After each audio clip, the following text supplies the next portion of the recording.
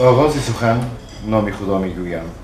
سلام بینندگان عزیز، اینک برنامه گنج پریشان خدمت شماست. چون اما وقت من اشاره به اون میکنم که اطراف برنامه گنج پریشان امروز اشخاصی که از کشورهای فارسی زبان، کشور افغانستان، ایران، جمهوری تاجیکستان در بیرون از وطن قرار دارند و هر یک عملی نیکی اونها، هر یک کار و کردار اونها باعث معرفی نمودن فرهنگ خوب و بای و پرغنازی تاجیک و فارس در جهان است و آداب و اخلاق و رفتار آنها.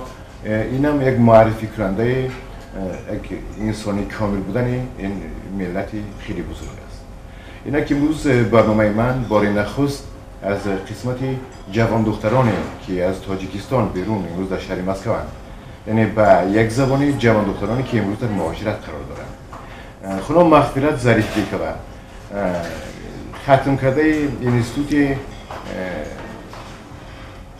انستیتوت تکنولوژی کمونیکاسیون شهر دوشنبه که اصلا اگر نظر کنی ختم کرده این دانشکده در صورت پیدا داشتن کاری خوبی در وطن البته جای یا که نقش خیلی مهمی را می‌بازید در پیشرفت این تخصصی که در تاجیکستان است. اما باعث تاسف است که امروز مغفرت بیرون از تاجیکستان است.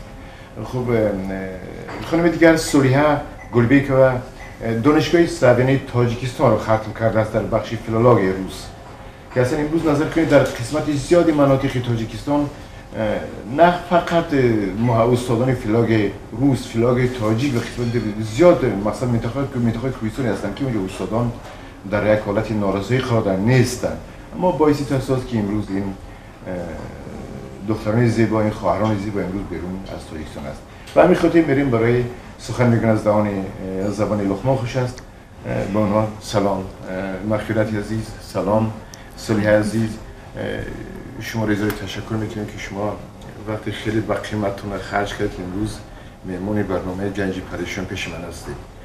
گنج پریشان یک پاره تاجیکستان است، چون تلویزیون آسیای مرکزی اینجا به همون زبان تاجیکی با اون عرف و عادات‌های تاجیکی صحبت میکنیم، درباره وطن عزیز صحبت میکنیم، درباره اونی که با یک مشکلات با یک یعنی در صورت وارد شدن در دانشگاه ختم کردید با یک امیدهای خیلی خوب ما امروز اینجاییم. خب خانم مغفرت از شما شروع میکنیم. آغازی تحصیل و ختم کردن، یعنی بعد از ختم کردن چیکار کردن؟ سال 2002 به دانشگاه انستیتوت تکنولوژی شهر دوشنبه کمونیکاسیونی داخل شدم. بعد ختمی سال 2007 ختم کردم به دانشگاه انستیتوت کمرسی جمهوری تاجیکستان دوشنبه در حیث اسپیرانتورا سپاریدم و بعد اسپیرانتورا سپاریدم و در همون دانشگاه یک سال کار کردم، درس دادم. بعد وقتی که شوهر کردم بعد شوهرم با مسکو آمدم. خیلی خوب منو نظر کنید بیاین اشاره کنید به اون چیز. شما داخل شدید خب به یک البته اذیت هست این طول 3-4 سال هم قسمت اقتصادی مثلا مالیه من نظر دارم استفاده پول پدر مادر بزرگوار البته که کمک کردن. خوب از این بعد شما در سوپرلیگ برای حمایت کردن مثلا این چیز. بله. خوب از این بعد اینجا خب اینجا از چی سر شد؟ یک یعنی دختری تاجیک، یک کسی که صاحب معلومات عالی، صاحب یک فهمیش و دانش عالی وارد روسیه شد. فرهنگ دیگر است، مردم دیگر هستند. چی مشکلات ها بود و چی پیشرفت ها بود؟ وقتی که به شهر روسیه آمدم راستی گپ معلوماتم برای من بسیار کمک کرد، برای که وقتی که در انستیتوت تحصیل میکردم من بسیار ترینینگ و بسیار چیزا بسیار المپیادا و ترینینگ رو میگذاشتم. امینا برای من بسیار کمک کردن که وقتی که بر شهر مسکو آمدم و برای ادپتاسیا گویم برای من اونقدر مشکل نبود، برای که یک مشکل من معلومات اقتصادی دارم، اقتصادی من فینانسوی منیجمنت با ابرزانیم. برای من همین بسیار یاردم کرد که وقتی که اومدم در اینجا یکم در همین مسکو من یکم در کمپانی مارس این کمپانی امریکایی است. در اونجا همچون ترگوی представитель کارم شروع کردم تا حاضر در این کمپانی فعالیت دارم. خیلی مشکلات بسیار بودن که ما منتالیتمون دیگه هست و ما آدمای ما مردم ما کمتر ما مردم بسیار پخته هستیم و ما روسوز هستیم. ما با همه چی مثال ما نمیتونیم که گروبت نشینیم، سخت درستی کنیم، سختی گپ زنیم. برای من همین بسیار هم قیم بود. اول در کاری که ما کار میکنیم به این نمیشود. چه که مردمی روز میگن نقل دفترش است. بعد برای باری اول همین به من مشکلاتی من همین بود. خیلی بعد در وقتی که کار کردیم و فعالیت کردیم و بعد شناس شدیم و بسیار چیزا رو از اینا مختیم و از ما یکدیگر رو فهمیدیم.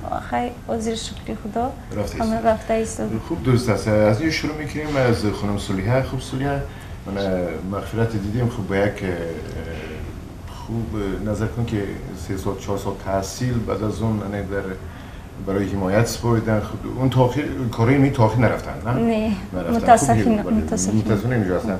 خوب از شما چی هست؟ بعدی ختمی نظر کنید که دانشگاه استویانی روسیه و تاجیکستان خیلی معلوماتی عالی مثلا از دو کشور مثلا تامینات اقتصادی مالیوی تحت دو کشور خبر دارد و معلوماتی عالی هم که میگیرید پیوسته به این دو کشور وابستگی دارد و البته سطح معلوماتی هم در این دانشگاه خیلی بلند است.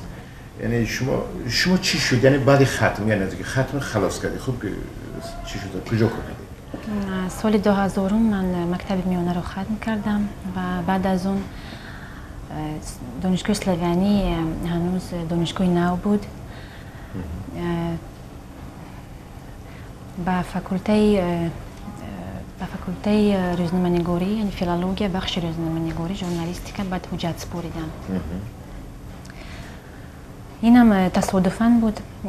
ژورنالیستیک به من معقول بود چرا که من دوست می داشتم با مردمان صحبت کردن. بعد از خردی من کم کم ایجادکارم بودم اما به دانشگاه ملی نشد و به دانشگاه اسلویانی شد چون که در اونجا تحصیل فقط به زبان روسی بود چون بخشی گروهی زبانی تاجیکی نبود. دوست بعد ختم مکتبی مرصد بعد ختم دانشگاه اسلویانی چی کارش داشت؟ 2006 دانشگاه رو ختم کردم و 2 سال آموزگار شده کار کردم و همزمان با گازیته اویلا و چرخ گردونم همکاری میکردم. کم کم که می نوشتم و می بردم دیدکتی. بعد یعنی با سبب های اویلوی بود که از بس که پدر و مادرم اینجا که بودن بعد منم مجبور شدم که ترک وطن کنم و سوی روسیه. یعنی من مدت 3 سال است که من در شهر مسکو زندگی میکنم. 2 سال با پدرم بودم همراه. الان عادت کردم. گفتی روسو самостоятельная теперь. پدر مادر رفتن یا اینجا؟ رفت. در دوشنبه. خوب در اصلا ما یک مردمی و هستیم فرهنگی هستیم اینکه یوسف که به میز پادشاهی میکرد سرکاش گدا می بود به کنا خوشتر. البته گدا بودن کاری خوب نیست اما در وطن بودن و با وطن بودن کاری خوب است. بله. یعنی خدمت کردن برای وطن، خدمت کردن برای رشد وطن، برای اون جامعه که اونجا ما بزرگ شده ایم، اون جامعه که ما رو در جهان معرفی میکند. یعنی ما رو جامعه مسکو یا معرفی کردن نمیتوند یا که جامعه ازبکستان یا که جمهوری ایران پاکستان. ما رو جامعه جمهوری تاجیکستان و از یک ملتی تاجیک به زبان فارسی ما معرفی میشیم. خوب شما که اینجا وارد شدید خوب به شما چی منظور یک چیز است. وقتی که بچه وارد میشود به روسیه خب میتونه بچه‌ها یکم 20 نفر 15 نفر اینجا خواب را میتونن در هر کاری کار کنن. برای دختران چی مشکلات است؟ برای دختران پیش از همه اگر جوان دختری که معلومات دار باشد یعنی برای اون با آسان‌تر است چون که اون زبان میداند. پیش از همه این دانستن زبان است. بی زبانم بسیار مشکل است. در مشکلات در چی اصلا اگر زبان ندونی در پیدا کردن کار مثل کار روی شاید اونجا از چی سر کنی نمیدونی وقتی که زبان نمیدونی اینم یک چیزی وای هست بیمه اوش میتوانی مونی چقدر با دیگر مشکلاتم دچار میشوند بله من فکر میکنم که زبان دونستن اول ضرور است که شهر مردم اومدی باید زبان دونی میریم به سراغ بینندگان به اون مسئله که من یادم است سالهای 2009-2010 وقتی که من در رادیو تاجیکستان ویس خبرنگار کار میکردم فعالیت میکردم در یکی از جلسه های کشاد حکومت جمهوری تاجیکستان پرزیدنت جمهوری تاجیکستان امام رحمان و وزیر آن وقته کمیته رئیس آن وقته کمیته زنان نزد حکومت جمهوری یک فرمانی داده بود یعنی فرمایش شفاهی داده بود که باید از تمام کارخانه هایی که اصلا اونجا در کارهای نیم سبک و سبک رنگ که مثلا مردها کار میکنن باید اونا آزاد شوند و بجای آنها دختران جوان یا که زنان جوانی که بعد ختم مکاتب عالی است اونجا باید با کار درآیند یعنی یک اشاره بود از طرف حکومت تاجیکستان برای نگاه داشتن جوان دختران تاجیک در وطن وایس است که اون چیز اونقدر رنگ خوب نگرفت در اون زمان و چون که می‌بینیم در طول این سالها در قطار جوان پسران در قطار مردان زنان و جوان دختران هم در حدود روسیه خیلی تاجیک هم جوان دختران تاجیک هم در حدود روسیه خیلی زیاد شده هستند بیا میریم به سوالگر که من خیلی عزیز اگر در نظر کنید یعنی شما علاکه یک قسمتی گفتی اوجت سپاری و امتحاناتی برای حمایت هم دادگی بودید آیا در صورتی که اگر در وطن در تاجیکستان یعنی نظر کنید در خاندان خود کارهای خوبی می بودن شما ادامه کار رو اونجا میدیدید که میتونم بله هر کس میخواد که در وطنش باشد در پیش پدر و مادر خویش تبار اگر که خیلی کار نقص کاری نقص بود یکی وقتی که معاش نقص می بود و بسیار برای اون معاش قطعی در اونجا خیلی برای من خودم تنها بودم برای خودم کفایه بود وقتی که به شوهر کردم خیلی اویلت دار شدم برای آدمی اویلت دار اون معاشی که من میگرفتم و برای حمایت کردن دیسرتاسیون های این بسیار هم کم بود برای که در اونجا همه من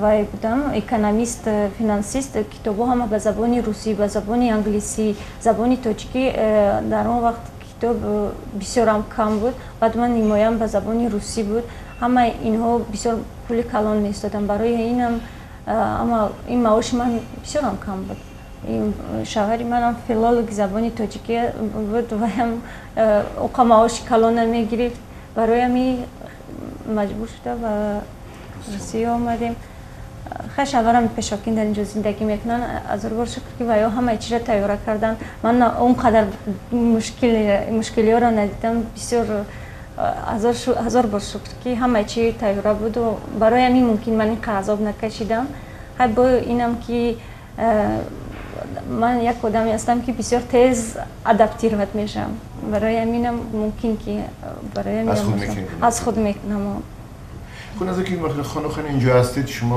شما معلوماتی رو دارید هستن قسمتی زنان و دخترانی که وابسته به اون خیلی جوانشون حتی بعضیشون نه فقط مکتب یالیتوت و مکتب میانه را خوب ختم نکردن که امروز اینجا هستن نظر شما مشکلاتی اونها از چی است وقتی از پل میدید؟ مشکلاتی اساسی این از چی است برای یکم وقتی که آدم سواد ندارد این بسیار مشکلاتی همه اساسی این بیسوادی است باید زن مادر دختر باید یکم سوادی که خاندان داشته باشد این زن مادر دختر باشد برای که زن این تربیتگری فرزند است پدر از پشتی برای رزق روزی است تربیتگری فرزند این زن است اگر زن بی سواد باشد جمعیت هم قفا می رود این برای جمعیت هم تاثیر خود را می رساند برای همین من اون زنایی که خان دخترکایی که در اینجا اتو هستن که ولی گفتید شما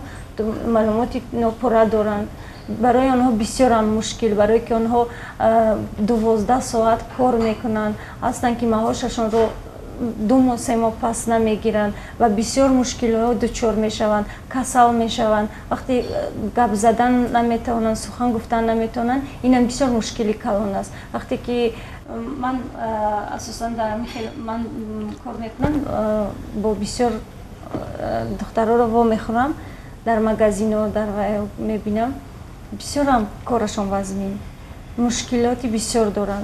من برای همین یک بار دیگه میگم که زنها دخترها برای همین پدر و مادران یکم فرزند دختراتون خانونید، برای که زنها باید که سواد داشته باشن، این برای آنها هم نقص. وقتی که دیپلم داشته باشی معلم یا که دکتر شوی، در تمام جا معلم در کار، در قشلاقم، در شهرم، در بیابانم روی یک پاره نانی تا پیدا کردن میتونم. خب اینه میریم سوری عزیز 2 سال قبل که 2 سال قبل فکرم وزارت معارف جمهوری تاجیکستان یک اشاره بودن، یک تصمیم میخواستن بگیرن که از روسیه، از حدود روسیه معلم‌ها یا که معلمای زبان روسی را بگیرن در تاجیکستان برند و آنها خوب طالب علمان تاجیکستان به تاجیکا در تاجیکستان به زبان روسی تعلیم میدن. من شما فیلولوژی زبان روسی در هر صورتی که برای چی شما اینجا چی مشکلات بود شما اینجا نیستید در صورتی که اونجا لازم است؟ البته منم با سخنهای مغفرت همراه میشوم. پیش از همه این البته پست بودن معاش، همین بخصوص اون شخصانی که فیلولوژی تمام کردن، پیش از همه این پست بودن معاش بود. خیلی من 3 سال پیش اونجا کار کردم، سببی اساسا همین بود. پس بودن معاش. خب مثلا شما مثلا اون جایی که کار و فعالیت میکنید، اون جایی که مثلا میبینید پیوستگی دوگانه خویشتبارها از دختران هستن، اصلا چی اذیت اونا میکنه؟ چی مشکلات امروز دختر جوان تاجیک در مهاجرت دارد که به اینجا اومدن؟ بله. با سبب‌های گوناگون، یک کس میبینه که همراه شوهرش اومده است، یک کس میبینه که باز همون معلومات اولی ندارد و مجبور است که میخیزد روسیه میباید. اینم یک سبب اومدن بله، وقتی که اون معلومات ندارد اون در کجا کار میکند و مجبور است که میخیزد ترک وطن میکند و ملک بیگانه میبرد کار میکند و روز شب بردن در این سبب هم است. بهترین. پس موضوع من اشاره به چی میکنم؟ باز میریم به اون ریاست کمیته زنان نزد حکومت جمهوری تاجیکستان. من بیشتری وقتی که در سفرها به این یا اون منطقه روسیه سفر میکنیم، به هر شهری که سفر میکنیم و واقعی با اون خواهران و مادران تاجیکمان اینجا میکنیم و اشاره به علمان یک چیز است، چون سولیان اشاره کردن اینو یک دلیل بسیار دقیق است که اشخاصی که اونجا دخترانی که جوانی که اونجا معلومات رو گرفتن نمیتونن، اونا در خانواده گرفتن نمیتونن، چون برای که کار دیگر هم نیست که اونا کار کنن و کار نون خودشون رو یابن، اونا میخیزن به روسیه میان. اینجا که من نه از زبان نه عرف و عادت‌ها اینجا خبر دارم. خب در جای کاری هم که مقصد بیشتر وقت برای در جای فروشگاه‌ها، در فروشگاه یگان مثلا موادهای خوراک میفروشن، پیراشکی و امثال این چیزا، در اونجا در صورت مناسبت با مردمی تجاری البته با یک الفاظی قوی اونا دچار میشن، خورک میکنن که مثلا اینا نمیدونن چی رو امروز وطن ما رو گرفتن. از این اشاره به چی میشه که هرچی بیشتر باید امروز جوان دخترانی که در تاجیکستان در مهمیت نیست کدام منطقه، در تمام عموما جمهوری تاجیکستان سراسر میگم وطن عزیز ماست، باید با یک قسمتی کارها مثلا فرا گرفته شوند، چون اینجا برای اونها زیاد مشکلات هست. شاید یا قسمت دیگر در دوران پیش نمیدونم این چیزایی وجود دارد، با فرمان پرزیدنت جمهوری تاجیکستان یک لگات‌های معینی برای دختران وجود داشت که اونها یعنی دختران حتما با داخل میشدن و چون که ببینیم امروز در دورانی که اینجا مال کار هست، یعنی بسیار زیاد کار هست، حدودی 1,200,000 تا 1,500,000 نفر آدمان از تاجیکستان مهاجر هستند که شاید یک 30 یا 40% آنها از جوان دختران تاجیکی بارتند. خود داریم طرف دیگر که مغفرت عزیز من خوب من امروز شما را دعوت کنم شما یکی از قشر خیلی پیشرفته این قسمت مهاجرانی که اینجا هستید زندگی میکنید خوب چی از شما شهروندی روسیه دارید یا که در این مسائل چی هست؟ بله من علاقه شهروندی روسیه من خونه و کاسه خودم اینجا دارم علاقه من این ملک روسیه برای من وطنی دویم شدگیه نظر چیست؟ ما نظر میکنیم در بیشتری وقتا یکی میگیم که ما باید فرزندامون در پایه همون فرهنگی ملی خودمون تعلیم دهیم که فردا از اون فراموش نشود. خب اینجا شما چی و این نقشه دارید که مقصد فرزند هست هستن؟ مثلا نیست خوب باید شما بسیار عینی مدعاست وقتی اصلا اشخاصی که دارن علاقه کمتر دیرم کرده هستن یعنی برای آینده برای که مکتبای تاجیکی نیستن اون عرف عاداتای تاجیکستان چی باید کرد که مثلا این از فرهنگ دور نرود؟ ما باید فرهنگ و عرف و عادتامون باید دور نکنیم ما یکم باید در خاندانمون ما فرزندامون چیز عرف و عادتی که ما است از قدیم الایام با ما مونده است ما از اونها دست نکشیم ما فرزندامون در همون تابع تیار کنیم و عرف و عادتامون خویش و تبار و همه چیزی از وطن و زبانمون دور نکنیم ما هرچند که در روسیه باشیم در روسیه تولد شده باشن و کلان شده باشن نیکی باید عرف و عادت و زبان و همه چیزی فرزندامون باید کامل برای که ما عرف و عادتای ما بسیار عرف و عادتای این بزرگوار است که تمامی ما مردمی فارسی زبانی فارسی این تمدنی سیویلیزاسیون تمام خلقها بود ما این بسیار چیزایی که اروپایی ها از ما آموختن ما عرف و عادتای بسیار هم خوب داریم که در این عرف و عادتها برای انسان بودنی فرزندای ما در این دوره قین در این عصر 21 علم و تکنیکا و تمدنی که پیش رفته است و بسیار چیزای دیدن ممکن این عرف و عادتها فرزندان ما رو میتونن از بسیار چیزای بد نگاه بدارن. خوب صورتی میریم به اون تخصصی شما خوب میبینیم مثلا شما در مسائل زبان روسی خیلی مشکلاتی ندارید من ببینید خیلی خوب هم صحبت میکنید هم برای مسائل که یافتن کار و مسائل دیگر خب شما در مسائل مثلا نبودن مکتب‌های تاجیکی اینجا و نبودن مرکزهای فرهنگی تاجیکی با چی کنیم که مدام این تفلک‌هایی که امروز اینجا هستن و خصوص جوان دخترانی که اینجا هستن از فرهنگ دور چی کار باید کرد؟ فکر شما نه فکر یک نفر شما من فکر میکنم که این پیش از همه از والدین خودی کودک وابستگی دارد برای اینکه استادی اولین کودک این پدر مادرش است اگر پدر مادرش اونو را با یک روحیه وطن پرستی یعنی همون عرف و عادت ها را اگر به کودکشون آموزانند البته اونها هم هیچ وقت اون عرف و عادت های همین خودشون فراموش نمیکنن. خب ببینید یک سوال دیگر است من منظور یک بار اشاره میکنم که نظر کنید که خیلی مثلا آدم اینجا هستن که صاحب معلوماتی عالی اگر به همین طریق به همین روند از جمهوری تاجیکستان هر سال 1000 و 2000 و 5000 و 6000 نفر جوان به اینجا بیاید پس چی گفتم که چی میشه حالی وطن و چی باید کرد خیلی اگر اون کادرهای جوان که مثلا میخونن تحصیل میکنن و دیپلم میگیرن به روسیه میان پس حالی وطن چی میشد خراب میشد کادر نمیرسد یعنی ما باید چیا تشکیل کنیم؟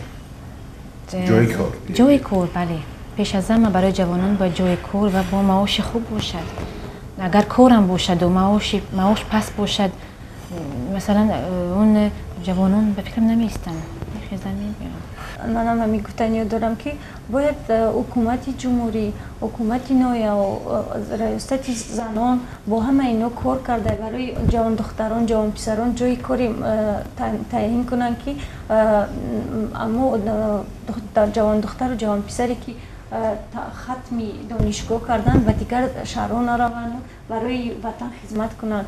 خب وقتی که میبینیم که معاش کم برای زندگی کفایه نیست و در وطن خود بر بسیار مشکلات دچار میشن و یا همه امی خینی و همه سختی زندگی به سر گرفته و به روسیه میآیند برای که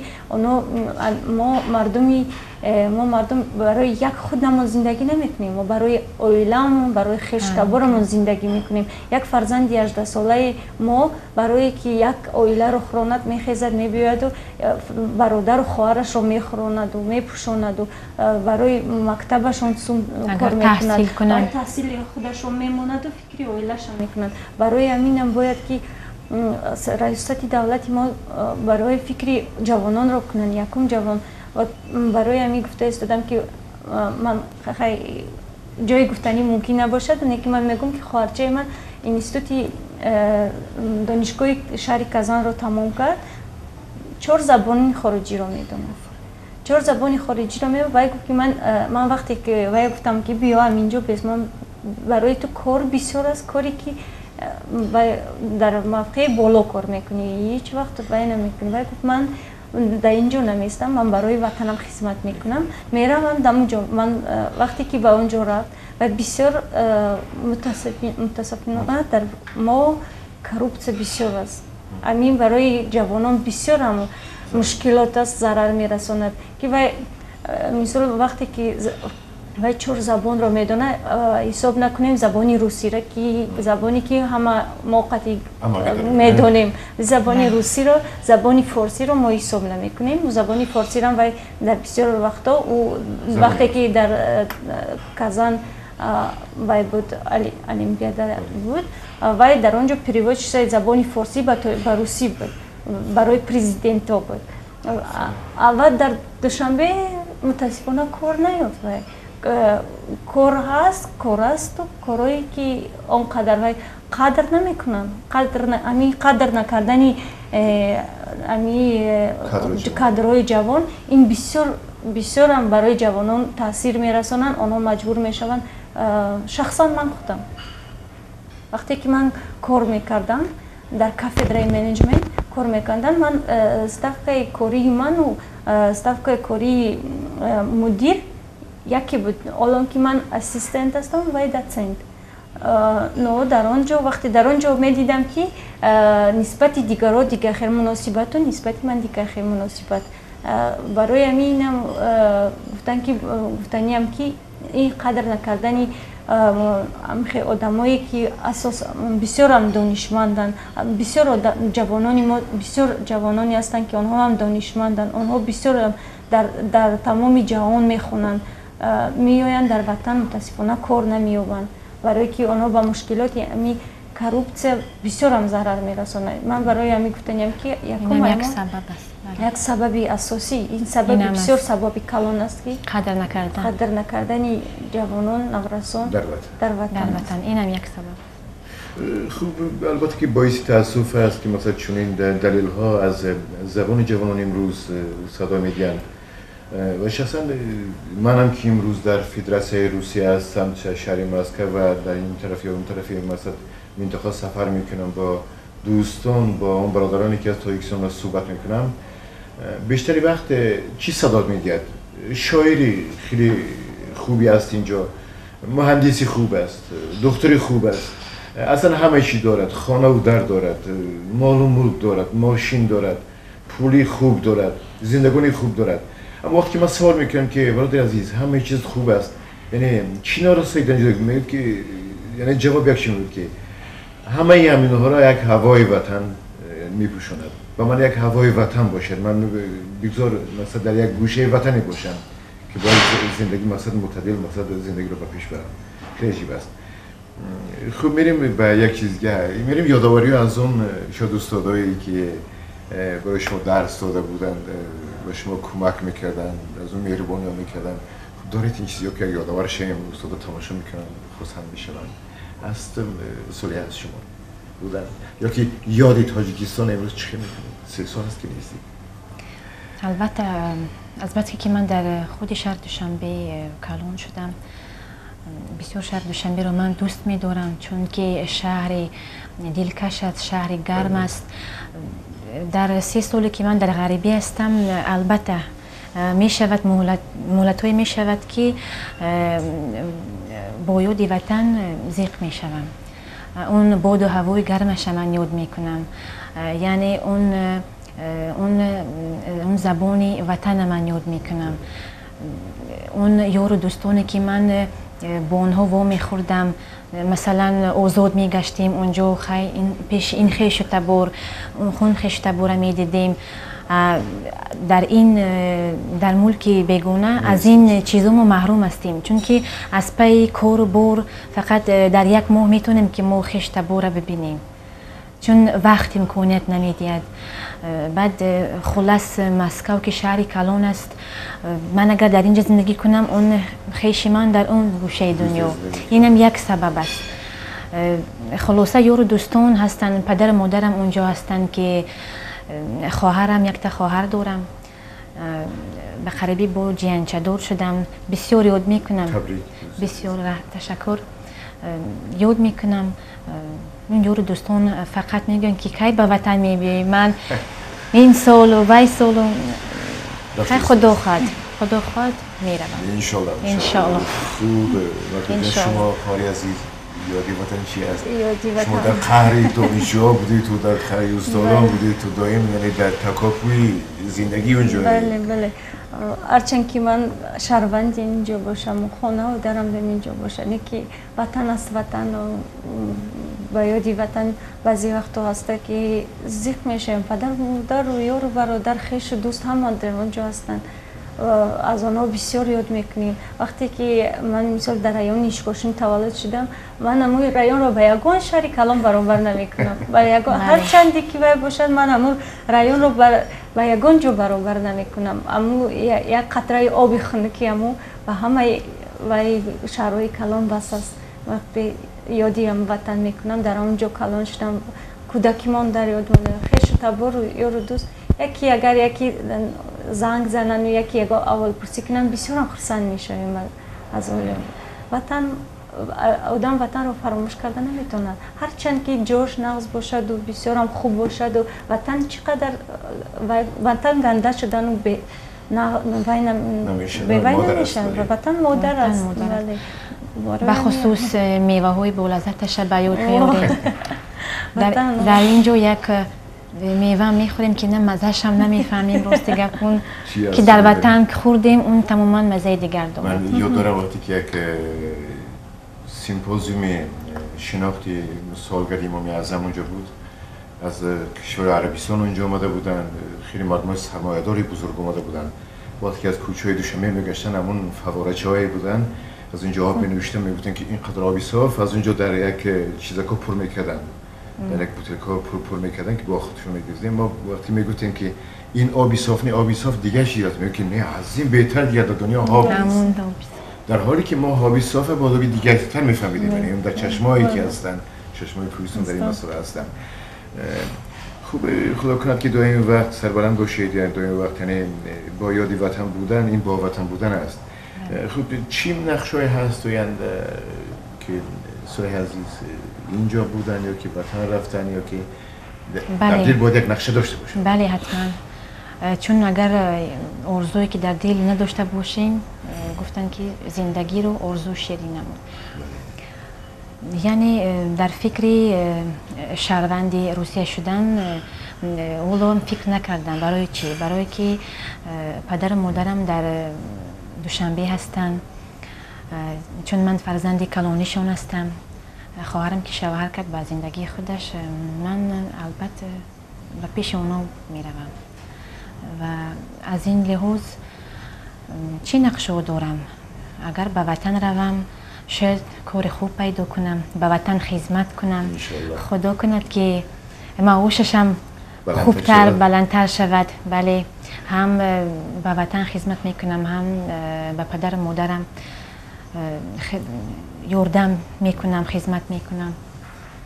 در تاجیکستان یک عادت هست وقتی که صحبت میکنیم که یک گپ خوب میگن که یعنی آری ملائکه آمین میکنن، یکی بلندترین معاش ملائکه آمین کنن. بله حتما. چه ضرور بود که مثلا ما اینجا می اومدیم ما هم میخوایم که در وطن کار کنیم در نزد پدر و مادر خویش و تبار و ما هم ضرور نبود که همینجا بیاییم در غریبی. خوب، من خیلی عزیز خالی مهربان. شما چی میگید؟ چی وی از نقشه ها هستن از این و بعد؟ نقشه ها بسیار هستن، خیلی بسیار هستن نقشه ها. خیلی آزیر خیلی همون نقشه هایی که اول داشتیم در پیش ما نمونه ها شدن. از این نقشه دارم که در سال آینده به دانشگاه رودین و این پسیخولوژی داخل شدن. بسیار من پسیخولوژی را وقتش نقض میدیدم، بسیار میخواستم. ما در اینستیتوت میخوندیم که من میخوام که بسیار همچه خورتر و همچه سپیسیالیست کنم. هم خیلی نقشه دارم در آینده. یک چیز من فراموش کردم، میخوام که روم زبان انگلیسی را من میدونم و بله باز دوام تیم اینجا گرچنده از کارم میبیم و حتما یک کتابچه دارم میخونم زبان انگلیسی را چون دوست میدارم. باز شاید روم به وطنم روم دوام میتیم. یک وقتی در شهر یکاترینبورگ من خبرنگار از رادیو آزادی اونجا بودم، با وقتی از مردم صحبت میکردیم. ما بیرون شهر طرفتیم، اونجا یک عائله از تاجیکستان زندگی میکرد. خانم سوریه، من اینجا وایست مردم تماشا دارن، یک چند دولتی ما رو تماشا میکرد. شما برای جوانان بخصوص جوان دختران زیبای تاجیک ما که هستن خیلی زیبان در جهان، برای من راست خواستم میخورم چی میگید؟ برای پدر و مادر، برای یار و دوست، برای شناسا، برای همکورسا. پیش از همه برای جوان دختران خوانند صاحبی معلومات باشند، چون آنها مادر می شوند و به مادر پیش از همه این البته سواد در کار که فرزند خود را تربیت کند. به همه جوان پسران و جوان دختران گفتنیم که حرمت و عزت پدر و مادر خود دانند، یعنی وطن خود برای وطن خود خدمت کنند. شاید خوانند در وطن خود کار کنند، شاید از آنها یک کادر خوب تیار شود و برای وطن خود خدمت کنند. من با گفته‌های سونیا جان شریک میشم. گفتنیم که حتما خوانید بازم خوانید. برای یک زمانی بسیار خوب بود. این بخوندن این نمیشد. وقتی که میگن آدمی بیسواد، این مثل آدمی کور است که در زندگی رش رو نمی‌یابد، چیکار کردنش رو نمی‌داند، کجا رفتنش رو نمی‌داند. و برای ما مردم فقط سواد یادم میکنه. ما مردمی نیستیم که نفت و گاز و یگان چی داشته باشیم که ما از اینا استفاده کنیم. ما فقط با سواد و با دانش ما میتونیم در دنیا پیش رویم، دولتمون رو در دنیا پیش بریم و معرفی کنیم. و ما بسیار چیزای کندنی فایده‌ناک که داریم که از آنها استفاده بریم. بسیار برای همین فقط خواندن در کار و پیش رفتن در کار و زنان دختران تاجیک هم که صبر و طاقت خواندن و فرزندانی نقص تربیت کنند، فرزندانی که آنها را نگاه کنند. در این دنیای مشکل بسیار مشکلی هستند که فرزندان و اساساً پسران و دختران به مشکلی ها دچار می شوند. فرزندان خوب تربیت کنند که آنها را در پیری نگاه کنند، اسای دستی آنها شوند. اینجا نرمک برنامه گنجی پریشان به پایان میرسد. در جنبه است ام خانم صلیحه و ام خانم مغفرت خارانی عزیزی که امروز در پهلوی من هستم و من خیلی خوشحال هستم که اونها امروز در استودیو همراه ما هستن، مهمانی ما هستن. اشاره به من میکنم که اصلا میگن اگر پدر یک فرزند رو تربیت کند یا یک خاندان رو تربیت کند، مادر جامعه رو تربیت میکند، جامعه رو میسازد. میگن که خداوند بزرگوار یک قسمت بزرگی‌ها که جلوی خود را برای مادران داده است. یعنی چی است؟ محبت بی‌نیاد بی‌الایش پاک در دل مادر، تربیت با محبت با فرزندان، با دنیا آوردن فرزند سالم، خوب نگه داشتن آبادی خاندان، نگه داشتن چراغ یعنی روشنی خاندان. در گذشته میگن نگه داشتن یک گرمی خاندان، این همش دستی زن است. یا که از این بیشتر میگویم که حضرت پیامبر بزرگوار صلی الله علیه و سلم میگه که بهشت زیر قدم این مادران است. امروز هم که نظر کنی یعنی از اون روزا چندین هزار سال، 1500 تا 1600 سال گذشته، امروز هم نقشی مهم در هر یک خاندان، در یک جامعه امروز در گردن زن است، در باری زن است. تنها زن میتواند خاندان را آباد کند و زن میتواند که خاندان را از میان برد. پس امروز اشاره این دو خواهر عزیز که زنان باید تحصیل کنند حتمی است. این البته من خیلی به این موافق هستم. در آخر میگم که شاید اون جوانی‌هایی که امروز جوانی‌هایی که از این جوانان در این ملک بیرون میرود، شاید روزی به وطن برگردیم و یک مصرع‌های زیرین که زنده یاد نفسی رحمانی میگه که تو را و کودکی را یاد کردم، انیس و همدمی دیرین خود را، به سایل‌های تو من مانده رفتم، زمان طفلی شیرین خود را. با امیدی برفتم لبلبی جوی، بجستم کودکیم راضی هر سوی، شمالی آمد و بر گوش من گفت، نهایت آبی رفته پس به این جوی. آره، هر چیزم باشد که اگر در راستای آبادی وطن جوانی ها اینجا هم باشد، آره همه جوانان تاجیکستان به خصوص خواهران مادرین تاجیکستان آمدن که در هر جا گذران جوانی هاشون اما نام نیکی اون ملت را، نام نیکی اون مردم عزیز تاجیکستان را، اون فرهنگ بایشونه، اون آداب انسانی که دارن اما وقت بارن بدارن. این بود برنامه گنج پریشان. خدا یار و مددگار شما بود. سلامت باشید.